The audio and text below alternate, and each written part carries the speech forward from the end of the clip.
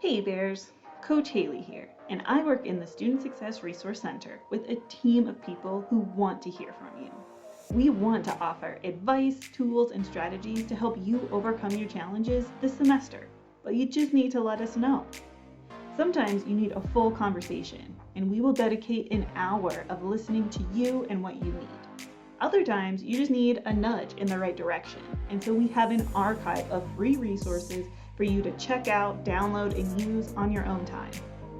Our website, which is linked in this email, has a digital planner for you to download and tons of free worksheets to help you organize your time, your projects, and your goals. We also have a YouTube channel filled with content from tons of other resources and perspectives, so you get a chance to learn from and see other people. Whatever it is you need, I hope that you reach out. Now, I also want to encourage you to talk to your professors. This is going to get real for a second. Turning in your assignments, showing up to class, and dedicating the time that you need to prepare for exams and projects are key in raising your grade this semester.